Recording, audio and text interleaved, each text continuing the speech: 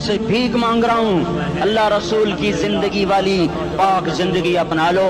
یہ گندی زندگی، یہ مغرب کی کالی تہذیب، یہ مغرب کی بے حیا زندگی، یہ بوائے فرینڈ، یہ گرل فرینڈ کلچر، یہ گندے انڈے ہیں، یہ ابلے ہوئے گٹر ہیں، یہ ابلتے ہوئے گٹر ہیں، یہ ناچ گانے کی محفلیں، یہ تھرکتے ہوئے بدن اور یہ کھنکھناتے ہوئے جام، یہ بے حیا آوارہ جوانیاں، یہ غلاظت ہے، یہ غلاظت ہے، یہ گندگی ہے، یہ ابلا ہوا ابلتا ہوا گٹر ہے، ابلتا ہوا گٹر ہے۔ آ جاؤ، واپس آ جاؤ اللہ کے محبوب کی پاک زندگی، اللہ کے محبوب کی پاکیزہ زندگی، اللہ کے محبوب کا روشن راستہ، اللہ کے محبوب کا علی شان دین، اللہ کے محبوب کا مبارک پیغام، اللہ کے محبوب کی خوبصورت سیرت، جو صورت میں بھی اعلیٰ، جو سیرت میں بھی اعلیٰ، جو صفات میں بھی اعلیٰ، جو علم میں اعلیٰ اور افضل اور اجمل اور اکمل اور اعز اور اجل اور ادم اور آسن اور ابہا اور انور اور آسن جائیں گی، پر میرے نبی کے جلوے ختم نہیں ہو سکتے۔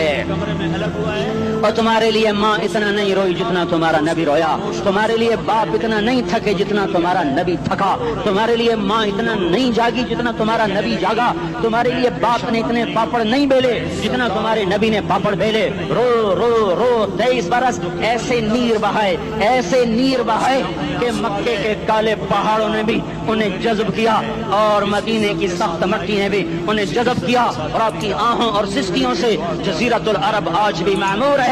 جاؤ تو کبھی طائف کے پہاڑوں سے پوچھو کہ یہاں کیسے پتھر پڑے تھے اور کیسے خون بہا تھا اور کیسے اس کی دکھی فریاد نے اللہ کے عرش کو ہلایا تھا۔ اللہم اشکو الیک ضعف قوتی وقلت حیلتی وہوانی علی الناس۔ اے میرے مولا، تو نے مجھے کن کے حوالے کر دیا؟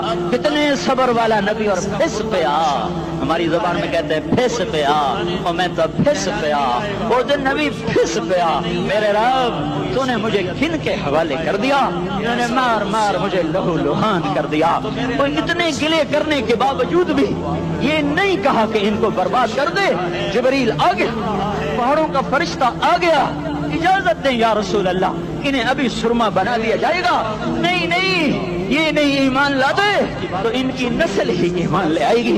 جو کافروں پر ایسا شفیق تھا وہ تمہارے لیے کیسا مہربان ہوگا۔ کیوں خنجر اٹھائے ہوئے ہیں؟ کیوں اس کے سینے پر وار کر رہے ہو؟ کیوں اس کے سینے پر وار کر رہے ہو؟ بھائی میں داڑھی تو منڈاتا ہوں اور کیا کرتا ہوں۔ کتنی دلیری سے لوگ یہ بات کر سکتے، کتنی سنگ دلی سے یہ بات کر۔ تمہیں اپنے نبی کے آنسو یاد ہوتے؟ تمہیں اپنے نبی کی آہیں یاد ہوتی؟ تم دیکھتے نہیں ہو؟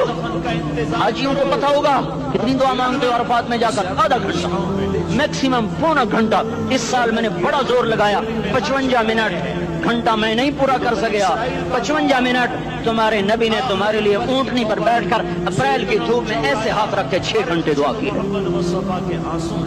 نہ سایہ نہ ٹیک، اور یوں ہاتھ، پھر یہ ہاتھ مجھے دیکھنا، یہ ہاتھ اب ایسے کرتے کرتے کرتے کرتے ایسے سینے کے ساتھ لگا کر پھر یوں یوں منتیں شروع کر لگے، جیسے کو منتیں کر۔ یہ حال تھا، یہ حال تھا۔ یا تو تمہیں تمہارے نبی کی زندگی کا پتہ نہ ہوتا، یا تمہیں اس کی سیرت کا پتہ نہ ہوتا، یا تمہیں اس کی پسند ناپسند کا پتہ نہ ہوتا، تو پھر میں کہتا ہاں تم بھٹکے ہوئے راہی ہو، تم بے نشان منزل کے مسافر ہو، تم ٹوٹے ہوئے پتے ہو۔ ٹوٹے ہوئے پتے کی کوئی منزل نہیں ہوتی، بگولے میں اڑ جانے والے کاغذ کی کوئی منزل نہیں ہوتی، کٹی پتنگ کا کوئی نشان منزل نہیں ہوتا۔ جاؤ تم بھی کٹی پتنگ بنو، ٹوٹا ہوا شوق سے پتا بنو، اڑتا ہوا بگولے میں کاغذ بنو، پر نہیں